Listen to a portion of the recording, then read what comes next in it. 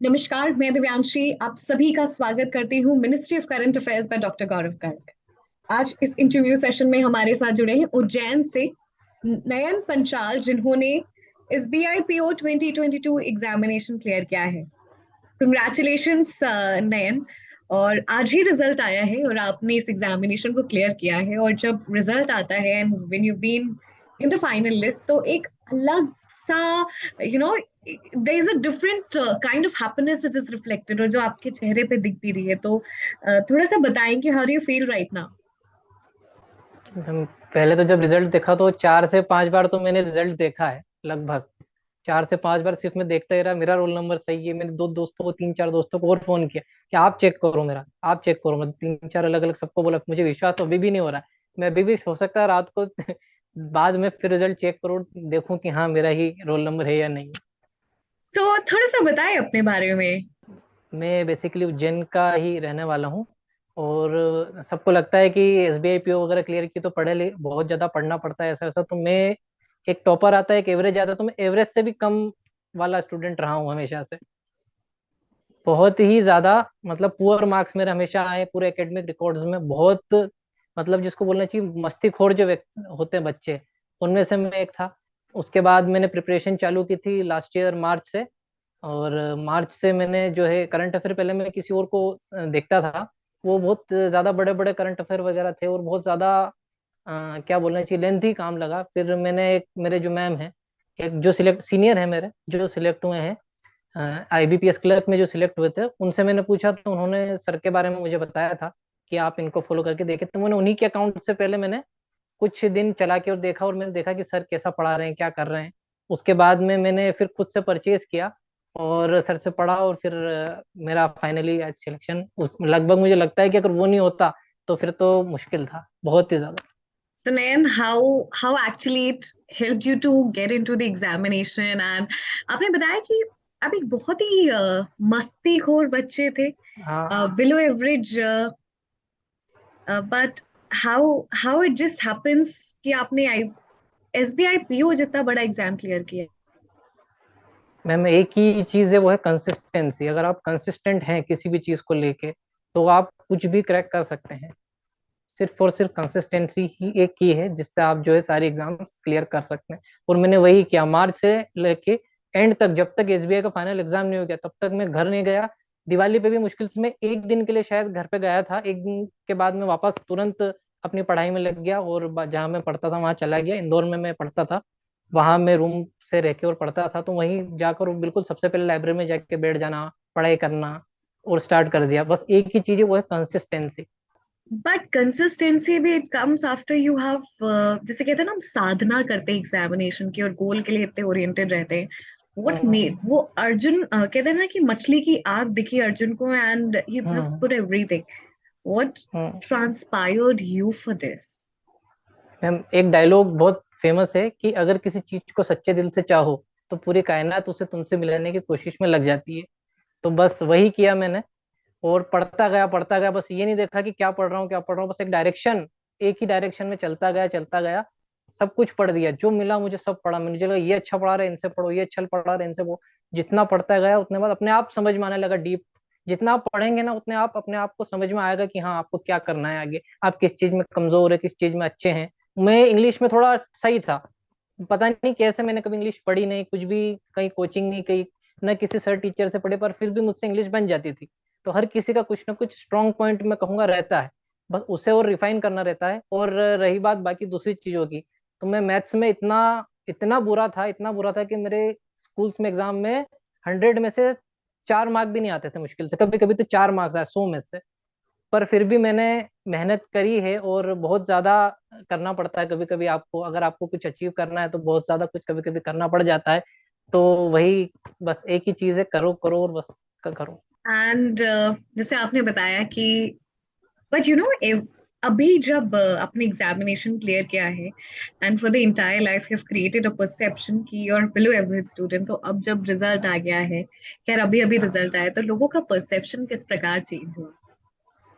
लोग तो, मतलब फोन में से सब पहले सब बोलते थे कुछ नहीं कर रहा है तो नालायक है, ये तो घूमता है मस्ती करता है। और अब सभी ये बोलते करे इसका तो हो ही जाएगा, इसका तो हमको पता था। तो सभी लोग चेंज हो जाते हैं, सबका बिहेवियर एकदम से चेंज, मुझे लगता है कि अब तो हो ही जाना चाहिए। सो जब आपने सोचा कि एग्जामिनेशन की तैयारी करनी है, किस प्रकार से तैयार अप्रोच किया, एवरीथिंग अबाउट द एग्जाम? सबसे पहले तो मैंने ये चीज़ देखी कि बैंक में आता क्या है। सबसे पहले तो मुझे बेसिकली पता था कि ये सब्जेक्ट आते हैं, मैथ्स पढ़ना अपने को, रीजनिंग पढ़ना अपने को, इसके बाद जो है इंग्लिश पढ़ना है, और बैंकिंग अवेयरनेस पढ़ना है। ये सब जो नॉर्मली बेसिक जो सब पढ़ते हैं, मैंने बहुत बिल्कुल बेसिक से पढ़ा। सबसे पहले मैंने बुक्स से पढ़ा, बुक्स थोड़ी बहुत देखी, पर बुक्स से मुझे इतना लगा नहीं। फिर मैंने मॉक टेस्ट वगैरह दिए, तो उसमें मुझे थोड़ा थोड़ा समझ में आने लगा। फिर धीरे धीरे जैसे ही मॉक टेस्ट देता गया, मैं रोज डेली एक प्रीलिम्स का मॉक टेस्ट डेली देता ही था, और हफ्ते में एक बार एक मेंस का मॉक टेस्ट, और बस यही करता था। इसके अलावा मैंने ज्यादा कुछ नहीं किया। और सर के करंट अफेयर जो है वो हर हफ्ते सर आते थे, मैं सर को मैसेज करता था कि सर आपने इस दिन का करंट अफेयर क्यों नहीं दिया, सर आपने इस दिन का करंट अफेयर क्यों आप लेट कर दिए थोड़ा सा। तो वो कंसिस्टेंसी में कहूंगा कि आप पढ़ें बस। आप ये इसलिए नहीं पढ़े कि एग्जाम निकालना है, इसलिए पढ़े कि आपको नॉलेज लेना है। अगर आप नॉलेज के लिए पढ़ेंगे तो आप कहीं ना कहीं आप एग्जाम से पार निकल जाएंगे डेफिनेटली। अगर आप सिर्फ इसलिए पढ़ेंगे कि मैं यार ये एग्जाम है ये निकाल देता हूँ, एसबीआई निकाल लेता हूँ तो मेरा हो जाएगा, क्लर्क निकाल लेता हूँ तो हो जाएगा, तो ऐसा नहीं है। अगर आप सिर्फ इसलिए पढ़ेंगे कि नहीं मुझे पढ़ना है, मुझे बस कुछ भी हो ये अच्छे से मुझे करना है, अगर आप उस अच्छे से उस चीज को करने की कोशिश करोगे, डेफिनेटली मुझे लगता है कि कोई भी स्टूडेंट जो है ये एग्जाम क्लियर कर सकता बट इवन जब बैंकिंग एग्जामिनेशन की बात करते हैं तो SBI PO we consider it to be the most prestigious one. और व्हाट डिफरेंशिएट्स इट, क्या अलग करता है इसको अलग पीओ एग्जामिनेशन से? है। अलग पीयू एग्जामिनेशन से तो सबसे पहले तो एसबीआई, मतलब हमारे कुछ लोगों के लिए तो बैंक का मतलब ही एसबीआई होता है। मैंने अपने लाइफ में पहला बैंक एसबीआई ही देखा था।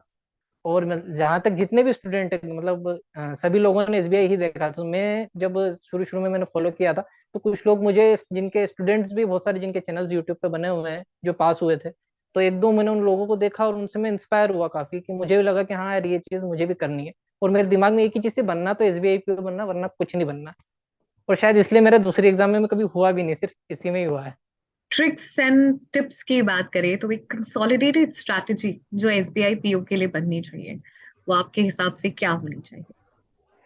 सबसे पहले तो जो लोग हैं वो प्रीलिम्स की तैयारी ज्यादा करते हैं, उनको मजा आता है, सब जो चीज उनको मजा आती है वो वही चीज करते हैं। उनको लगता है रीजनिंग में मुझे पजल बनाने में मजा आ रहा है, तो बस वो वही चीज करते रहते हैं। जो चीज आपको से नहीं हो रही है, आप सबसे पहले उस पर फोकस कीजिए। आप सब्जेक्ट को प्रायोरिटी दीजिए। आप ऐसा नहीं है कि आज आपने जीए पढ़ लिया, फिर एक हफ्ते बाद पढ़ा, फिर 2 हफ्ते बाद पढ़ा। आपको रेगुलर जीए पढ़ना पड़ेगा, आपको रेगुलर रीजनिंग करनी पड़ेगी, रेगुलर मैथ्स करना पड़ेगा। अपन सोचते हैं कि, और आपको स्ट्रॉन्ग पॉइंट्स बनाने पड़ेंगे। अगर आपकी इंग्लिश आपका स्ट्रॉन्ग पॉइंट है, दो सब्जेक्ट आपके कोई भी स्ट्रॉन्ग पॉइंट्स होने चाहिए। अगर आपका एक सब्जेक्ट स्ट्रॉन्ग पॉइंट है तो थोड़ा मुश्किल होगा, पर मेरे हिसाब से दो मिनिमम आपको सब्जेक्ट जो है वो स्ट्रॉन्ग पॉइंट्स करना चाहिए। जैसे मेरा इंग्लिश और मैथ्स मैंने स्ट्रॉन्ग कर लिया था, जब तक एग्जाम आई थी तब तक मैंने बहुत ज्यादा अच्छे से उस चीज को पढ़ लिया था, और मैंने कहा था कैसा भी पेपर आए मैं इसमें स्कोर कर लूंगा, भले कुछ हो जाए। अगर मुझसे रीजनिंग ना भी बनी तो मैं इन दोनों से भी मैं अपना पेपर निकाल सकता हूँ। तो आपको ये करना पड़ेगा कि आपको स्ट्रॉन्ग पॉइंट्स ढूंढने पड़ेंगे अपने, और स्ट्रॉन्ग पॉइंट्स को रिफाइन करना पड़ेगा, और जो वीक पॉइंट्स है उनको फिर से पढ़ना पड़ेगा, स्टडी करना पड़ेगा। आपको जिससे पढ़ना है आप उससे पढ़िए। अभी तो यूट्यूब टेलीग्राम पे भंडार है सब पढ़ने का, पर आपको क्या पढ़ना है, जो एक चीज है जो आपको पढ़ना है वो आप डिसाइड कीजिए। जब तक आप किसी चीज को कन्फाइन नहीं पढ़ेंगे तब तक कोई मतलब नहीं उस चीज को पढ़ने का। तो आप लिमिटेड चीज पढ़िए, पर अच्छी चीज पढ़िए, बस ये। प्रीलिम्स और मेंस के बीच जो हम समय रहता है उसमें रिवीजन कैसे करना है और सारी चीजों को अपने अंदर कैसे समाएं? प्रीलिम्स में तो बेसिकली सिर्फ मॉक टेस्ट से काम हो जाता है। बहुत प्रीलिम्स बहुत इजी एग्जाम है, और मैं कहता हूँ कि अगर आप मॉक टेस्ट अच्छे से लगा रहे हैं, अगर आपने एक कोई भी मॉक टेस्ट लेंगे उसमें 20 के आसपास एक प्रीलिम्स के मॉक टेस्ट होता है, अगर आपने वो कर लिए, पूरे कंप्लीट कर लिए और ठीक ठाक आपका परसेंटाइल आ रहा है, तो आप क्लियर कर लेंगे प्रीलिम्स। और रही बात मेंस की, तो मैंने जो करंट अफेयर पढ़ता था उसमें एक एक चीज मैंने जो है नोट कर करके याद करी है। मुझे याद करने में बहुत प्रॉब्लम होती थी, तो मैं एक एक चीज नोट करके याद करता था। पहले उसको बड़े में लिखता था, बिल्कुल रफ में, फिर उसके बाद एक उसकी कंसाइज एक हर मंथ की 3 या 4 पेज की मैं छोटे से पेज जो है मैं स्टेपल करके और बना के रख लेता था, ताकि मुझे अभी तो काम आए ये। और एग्जाम के समय पे जब मुझे 1 या 2 दिन पहले मुझे रिवीजन करना रहे, तब मुझे पूरा जो करंट अफेयर है वो एकदम से ना देखना पड़ा। इसलिए मैं उसको कंसाइज छोटा करके और पढ़ता था। और वही बात मैथ्स और इसकी, तो रीजनिंग में कोई सिलेबस नहीं होता। रीजनिंग में तो वो आपसे जो पूछ ले आप उसका जवाब दें। मैथ्स के लिए अगर आपको करना है तो आप जितना हद से हद तक आप टॉलरेट कर सकते हो मैथ्स, उतना आपको करना पड़ेगा टफ। आपको लगेगा ये तो बहुत टफ है, मुझसे नहीं होगा, आपको 1 घंटा भी लग सकता, हो सकता है एक क्वेश्चन बनाने में, हो सकता है शुरू में दिन भर में एक क्वेश्चन बनेगा, लेकिन आपको करना पड़ेगा वो। तो आप अगर जब तक कि आपको 1 घंटा लग रहा है, आपको 2 घंटे लग रहे, 3 घंटे, जितने भी आपको समय लग रहा है, अगर आप एक क्वेश्चन करने में लग रहा है, आप आराम से कीजिए, कोई दिक्कत नहीं। शुरू में सबको टाइम लगता है, मुझे शुरू में एक मेंस का क्वेश्चन करने में लगभग एक दिन भी लगा था एक बार। तो इसलिए आपको क्वेश्चन करते रहना है, बस प्रैक्टिस छोड़नी नहीं है सिर्फ। और बैंक की जहां तक बात है, तो प्रीलिम्स और मेंस में बहुत लंबा गैप आ गया है। गैप मतलब लेवल का गैप। प्रीलिम्स बहुत इजी एग्जाम मानी जाती है, और मेंस में बहुत ज्यादा आजकल जो है अभी की, और एसबीआई पीओ में स्पेशल अपन बात करें तो बहुत ज्यादा लेवल जो है बढ़ा दिया गया है। तो इसके लिए आपको हर वर्स्ट केस के लिए, बुरे से बुरे केस के लिए आपको प्रिपेयर होना पड़ेगा, और आपको घबराना नहीं है बस। अगर आप घबराएंगे नहीं पेपर में, तो आपका बहुत ही आसानी से क्लियर हो सकता है। क्यों गौरव सर का कितना अहम रोल रहा? गौरव सर मतलब पहले मैं बताया था कि मैं इंटरव्यू, मतलब इंटरव्यू कहाँ, इंटरव्यू का अगर मैंने जो वीडियो देखा था गौरव सर का, शायद 2.5 या 3 घंटे का एक वीडियो है यूट्यूब पे, जो गौरव सर ने इंटरव्यू के लिए डाला था। अगर मैंने वो इंटरव्यू देखा ना, उसके बाद मेरा दिमाग का सारा परसेप्शन चेंज हो गया इंटरव्यू के लिए। मुझे इंटरव्यू की इतनी टेंशन थी, इतनी टेंशन थी।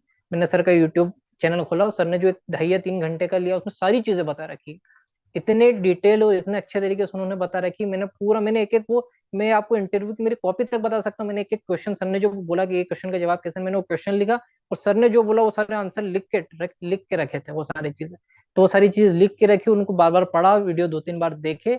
और इंटरव्यू का मेरा पूरा परसेप्शन जो है वो सर की वजह से ही पूरा चेंज हो गया। मैंने पहले 2-3 जगह से सोचा था कि यहाँ से देखते हैं, यहाँ से देखते हैं, पर मुझे वो सेटिस्फैक्टरी नहीं लग रहा था। तो मैंने सर के जो है इंटरव्यू में भी मेरा बहुत बड़ा, हमें करूँगा सर, इंटरव्यू में तो बहुत ही ज्यादा सर के कारण ही मेरा हुआ है। और मेंस में भी अगर अपन बात करें, तो सर के जो करंट अफेयर है, सर का जो बैंकिंग पढ़ाने का तरीका है, बैंकिंग अवेयरनेस और करंट अफेयर, मैं बताता हूँ कि उससे एग्जैक्ट तरीका शायद मैंने किसी को पढ़ाते हुए नहीं देखा अभी तक। मैंने लगभग सब सर को फॉलो करके देख लिया है, क्योंकि मैं साल भर से प्रिपरेशन कर रहा था। तो मैंने 1 महीना सिर्फ यही ढूंढा कि कौन सर किस तरीके से पढ़ा रहा है। तो मैंने बहुत देखा, बहुत सोचा, फिर उसके बाद मैंने स्टडी आईक्यू का खरीदा था सब्सक्रिप्शन। और उसके बाद मैंने देखना चालू किया, तो बहुत सारे करंट अफेयर मुझे कहीं पे, जो बड़े बड़े जो 300-300 पेज की जो पीडीएफ बनाते, उसमें वो चीजें नहीं मिली, छोटी छोटी चीजें जो एग्जाम में पूछी जाती है।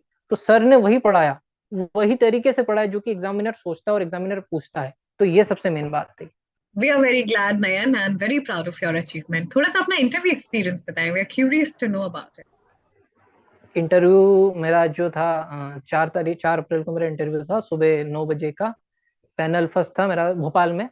तो मैं वहाँ सुबह पहुंचा, उसके बाद ग्रुप डिस्कशन हुआ था। तो ग्रुप डिस्कशन में जो टॉपिक है वो भी मैंने स्टडी किया, सर ने पढ़ा था, डिजिटल इकोनॉमी जो है, सीबीडीसी। इसका सर ने बहुत ही अच्छा वीडियो बना रखा है, गौरव सर ने पूरा समझा रखा उसको। तो मेरा ग्रुप डिस्कशन उसी पे था कंप्लीट। तो उसके में सर का जो वीडियो था वो मैं किस्मत से पढ़ के गया, तो मैंने 2 पेज भर के सर ने जो जो बोला था वो सारी चीज मैंने लिख के याद कर ली थी कि हाँ, अगर ये आएगा, ये पूछा, तो इसके बारे में सारी जानकारी। और जैसे ही मुझे जीडी का जो है टॉपिक मिला, CBDC, central bank digital currency, तो मैं इतना खुश हुआ। और जीडी बहुत अच्छा गया, बहुत सुपर गया, क्योंकि सर ने बोल दिया था कि तुमको हिंदी में बोलना, इंग्लिश में बोलना, कोई दिक्कत नहीं है। सभी लोग शुरू में तो इंग्लिश में ही बात कर रहे थे वहां पे जीडी में।